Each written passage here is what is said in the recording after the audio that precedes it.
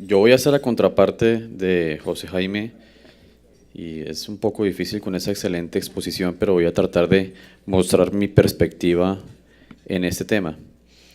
Eh, en realidad lo que les voy a mostrar es como un panorama un poquito más amplio, no tan específico del manejo con estos medicamentos.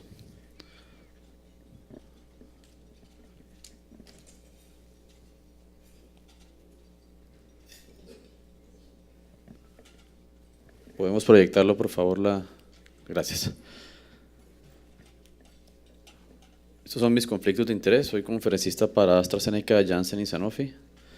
Y esta es una agenda que propongo. Y uno normalmente ve una agenda en orden lineal o numérico o alfabético, pero realmente este es el escenario en el que nos enfrentamos cuando tenemos un paciente con cáncer de próstata, en donde tenemos infinidad de factores que influyen en la decisión de tomar qué tipo de medicamento le vamos a dar a nuestro paciente. ¿Cuándo aplicarlo? ¿Cómo aplicarlo? ¿Cuál es el riesgo? ¿Hasta cuándo utilizar un bloqueo hormonal? ¿Por qué hacerlo? ¿A qué paciente? ¿Cuál molécula? Y a un lado, como ustedes ven, resaltado en rojo, están los efectos cardiovasculares, que es lo que últimamente más preocupa a los médicos, ya que los eventos cardiovasculares tienen una alta frecuencia en nuestro medio.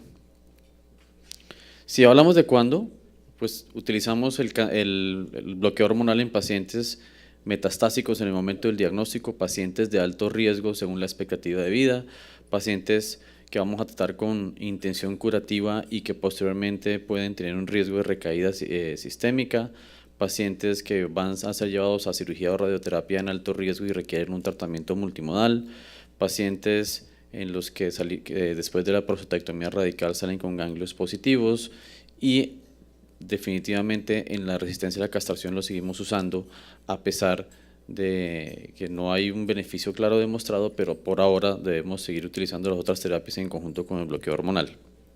Es decir, casi que en todos los escenarios del cáncer de próstata, en todos los estadios de la enfermedad. ¿Hasta cuándo? Según los grupos de riesgo, en pacientes que son llevados a radioterapia adyuvante, probablemente más allá de 36 meses no se benefician, entonces debemos elegir cuándo paramos esta terapia. Y más adelante les voy a mostrar qué tipo de estudios hay para decidir hasta qué momento damos la terapia con el fin de disminuir los efectos cardiovasculares a largo plazo. En pacientes con riesgo alto e intermedio, como dije, máximo 3 años, incluso la diferencia en sobrevida global de 2 a 3 años no es mayor. En los pacientes que tienen riesgo intermedio con menos de 10 años de sobrevida, podríamos utilizarlo de forma intermitente para disminuir esos efectos secundarios. Y en los pacientes que tienen bajo riesgo y menos de 10 años de sobrevida, probablemente no sea necesario dar ningún tratamiento. Y en cuanto a los factores clínicos, pues tenemos que analizar otras cosas que ya se están hablando, como lo mencioné en el curso de cáncer de próstata, la respuesta de corta duración a la terapia hormonal de primera línea, cuando estamos hablando que no hay una respuesta ni siquiera que alcance el año, tenemos que pensar en una resistencia primaria a estos medicamentos y tenemos que pensar posiblemente en una quimioterapia de entrada. La respuesta temprana en disminución de PSA es un marcador clínico importante para definir el pronóstico de nuestro paciente, tener en cuenta las otras sustancias que tenemos disponibles para medición, como la albúmina, sulfatasa alcalina, cuando los pacientes tienen anemia, y el índice de neutrofilos linfocitos, que tiene una utilidad clínica limitada. Considerar siempre cuando hay metástasis hepáticas, pasar directamente a la quimioterapia puede ser una mejor opción en pacientes que son funcionales y tener en cuenta siempre la medición de los niveles de castración cuando iniciamos nuestra hormonoterapia con cualquiera que sea la terapia elegida. Tenemos que medir la testosterona después de la primera aplicación, que también nos va a ayudar a predecir la posibilidad de una recaída o de progresión. Y si miramos qué pasa con los patrones de comportamiento y la cinética del PSA, como lo mencioné ahora, cuando tenemos una pobre respuesta del nivel del antígeno, probablemente estamos en presencia de una resistencia temprana. Cuando tenemos una respuesta corta y que posteriormente, después del año, se empieza a elevar progresivamente, probablemente estamos en presencia de una resistencia adquirida, y el paciente que definitivamente responde de manera sostenida y rápida con un descenso pronto de testosterona y de PSA es probablemente un paciente sensible que no va a tener ningún tipo de progresión, y en aquellos en que podemos considerar también la intermitencia. Además de esto, en los pacientes que son metastásicos, que es tal vez el foco que nos más nos concierne en este momento, pues debemos determinar la progresión con la regla del 2+2 en la gamografía, que eso es un tema que ya viene tratado desde hace muchos años. Si vamos a mirar qué pasa en los estudios comparativos entre la orquidectomía y los agonistas de la LHRH, pues vemos que la efectividad en términos de castración es muy similar.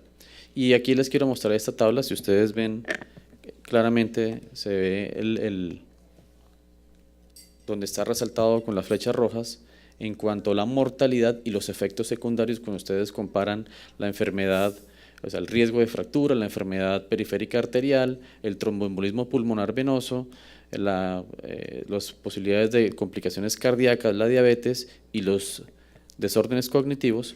Vemos cómo los datos son contradictorios y por eso lo puse de esa forma en la parte izquierda de la diapositiva, porque la mortalidad, comparando los agonistas con la orquidectomía, la mortalidad es inferior con los agonistas. Y digo que son contradictorios los datos porque los efectos secundarios son muy similares, pero la mortalidad se ve más en la orquidectomía.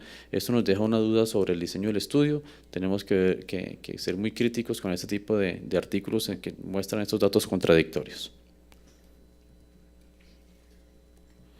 Cuando vemos más allá de esto, ¿qué pasa con los pacientes que cuando comparamos los agonistas y los antagonistas? Pues este es un estudio que aparentemente está los resultados a favor de los antagonistas, sin embargo, resalto que es un estudio de neoadyuvancia en un solo centro, en los pacientes que iban a ser llevados a radioterapia, en un centro, a braquiterapia, perdón, en un centro con una sola experiencia de 56 pacientes. Insuficiente para tomar decisiones, insuficiente para decir que los antagonistas son mejores. Cuando analizamos la enfermedad cardiovascular, tenemos que dividirlos entre cardiovascular después de una hormonoterapia a corto plazo y a largo plazo, es decir, los que son llevados a 1 año de hormonoterapia asociado a la radioterapia y los que son llevados a 3 años. Y nuevamente las curvas de mortalidad cardiovascular, como ustedes lo ven en la parte inferior en la gráfica de la diapositiva, pues la mortalidad no varía cuando analizamos a corto plazo. Y la mayoría de los pacientes que les damos radioterapia probablemente vamos a darles a corto plazo luego. Pensar que estos pacientes van a tener una peor mortalidad cardiovascular o más efectos secundarios cardiovasculares podría ser una conclusión apresurada, ya que la mortalidad después de un tipo de terapia de estos no se afecta cuando se analiza después de 10 años. Aquí es algo más de lo mismo, la mortalidad en cuanto a los grupos de con y sin hormonoterapia, los pacientes que son llevados a radioterapia es exactamente la misma, incluso cuando se hace la terapia hormonal a 3 años. Esto nuevamente es lo mismo, radioterapia a 3 años, perdón, hormonoterapia después de 3 años de la radioterapia, en pacientes altamente seleccionados en quienes se les hizo linfadenectomía y tenían un Gleason de 6. No se incluyó pacientes con Gleason de 8 ni pacientes con una enfermedad de alto riesgo y la mortalidad es muy similar. Y cuando miramos a este grupo de pacientes, la mortalidad cardiovascular es exactamente igual.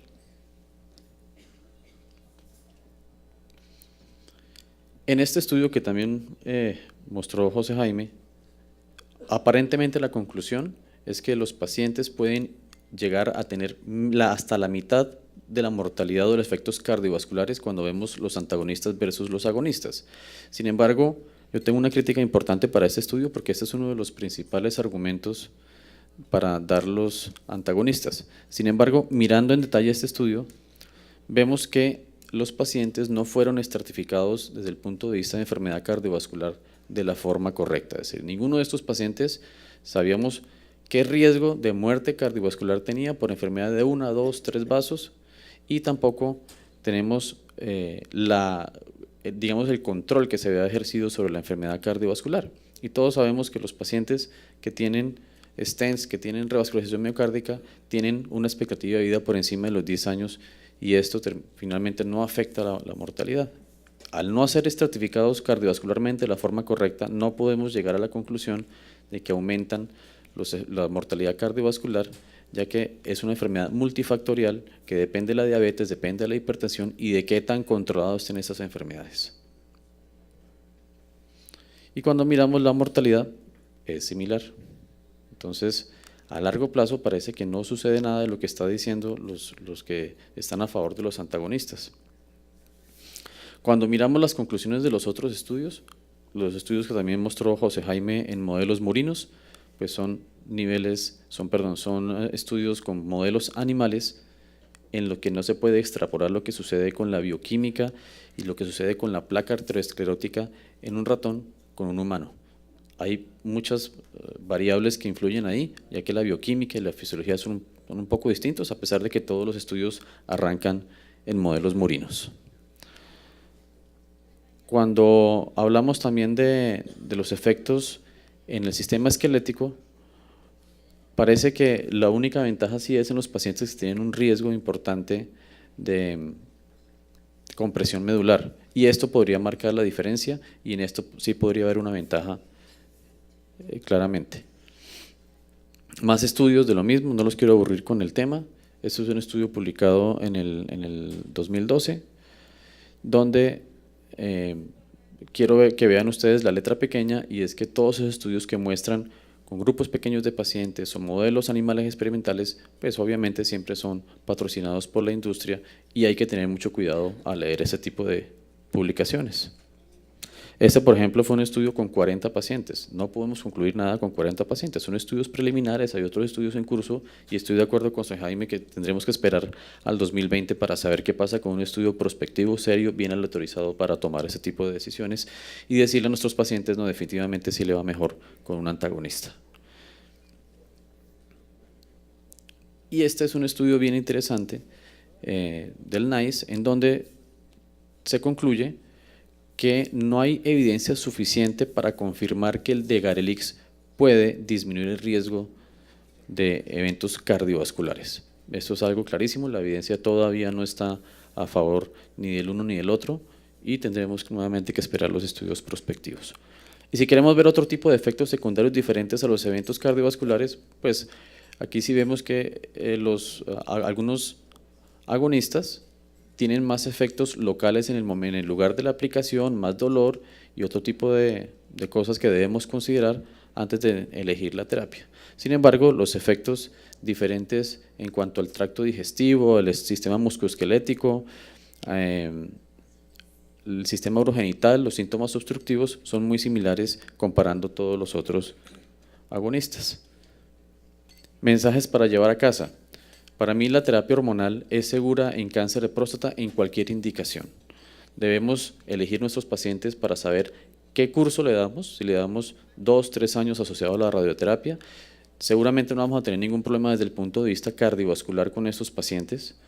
Los estudios no son conclusivos por no tener una estratificación adecuada, tendremos que esperar los prospectivos. La evidencia hasta el momento en cuanto a seguridad está hacia los agonistas, sin embargo los antagonistas son una opción, ya que han demostrado no ser inferiores a los agonistas. En la radioterapia es mejor 2 años que 3 años en el bloqueo hormonal, y hay que tener precaución en interpretar los resultados de los estudios, ya que la mayoría son con un número limitado de pacientes y con unos criterios de inclusión que dejan algunas dudas sobre los resultados. Muchas gracias.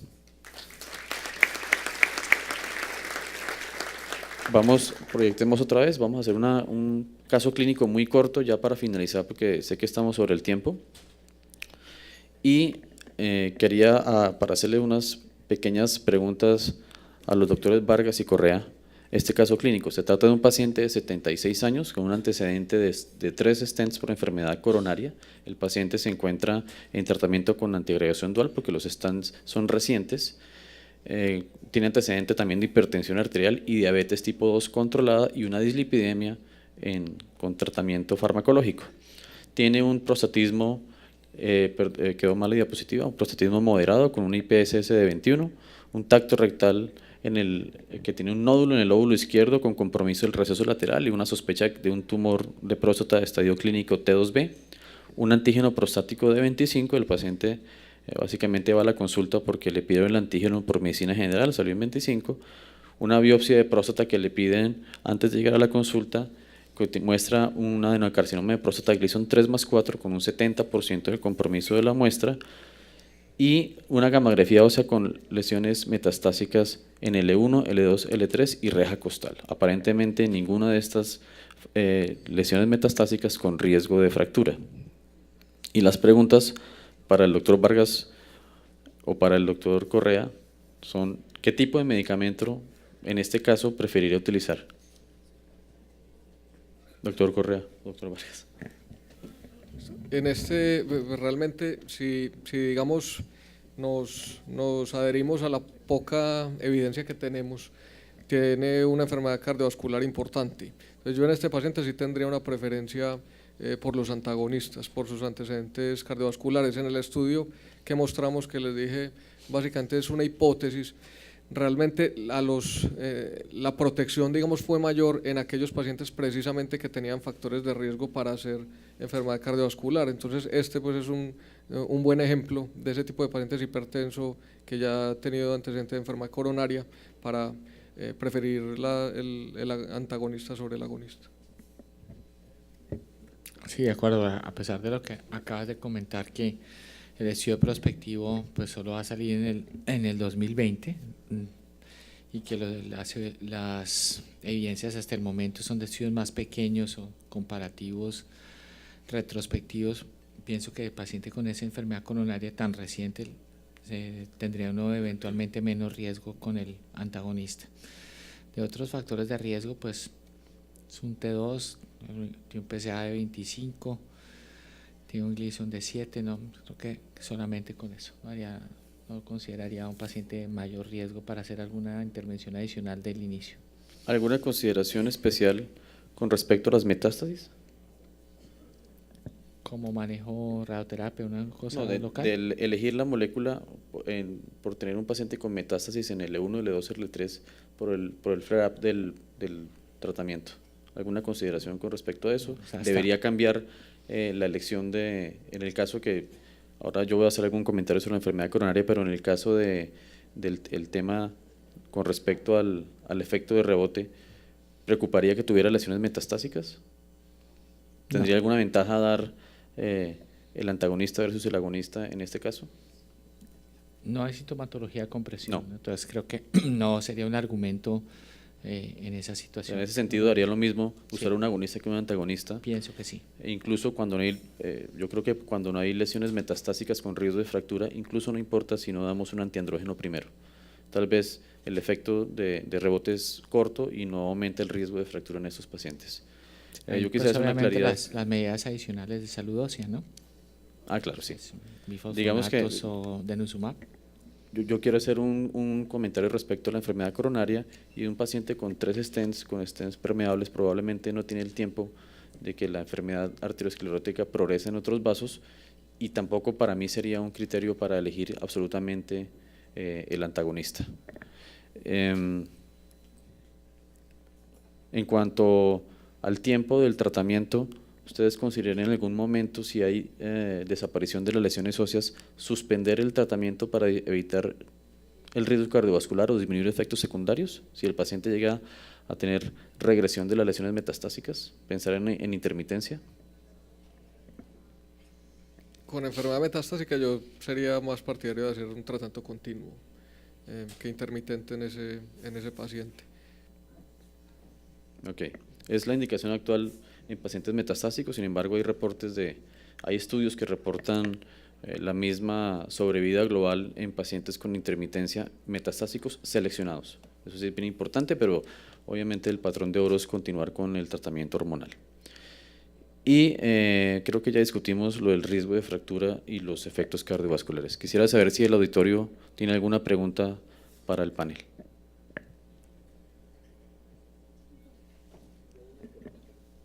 Doctor Lupi.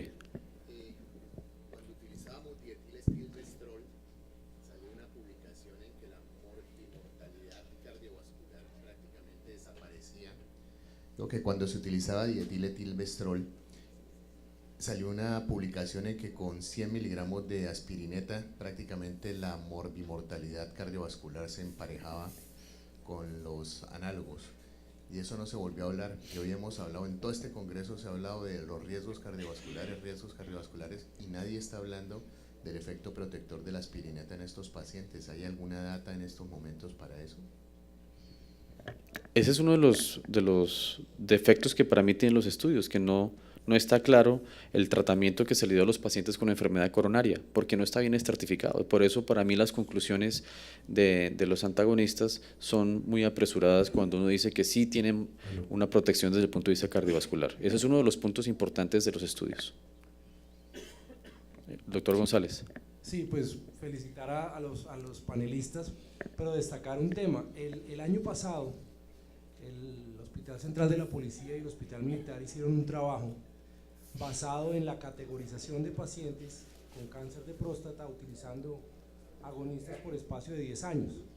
Fue un estudio que incluyó más de 500 pacientes, los cuales fueron estandarizados de acuerdo a la encuesta AC27, que es una encuesta de comorbilidades, y los eventos definitivamente coinciden los resultados con que existe una mayor morbimortalidad en pacientes que tienen antecedentes cardiovasculares. Es un estudio nativo que pues pienso bien valía la pena haberlo mencionado acá porque vemos literatura de todo el mundo, pero nuestro estudio que se ganó el Premio Nacional de Oncología reportó eso. De acuerdo. Claro. Felicitaciones por el premio, fue un estudio muy bien realizado desde el punto de vista epidemiológico, pero insisto, para mí el tema, y esto lo he discutido con los cardiólogos de la Chayo en múltiples oportunidades, nos hemos sentado a revisar los estudios y el tema es la estratificación del riesgo cardiovascular, porque es una enfermedad multifactorial que tiene un comportamiento muy distinto dependiendo de cómo sea esta enfermedad. Bueno, creo que con esto damos por terminado la sesión, seguimos con la premiación de los trabajos.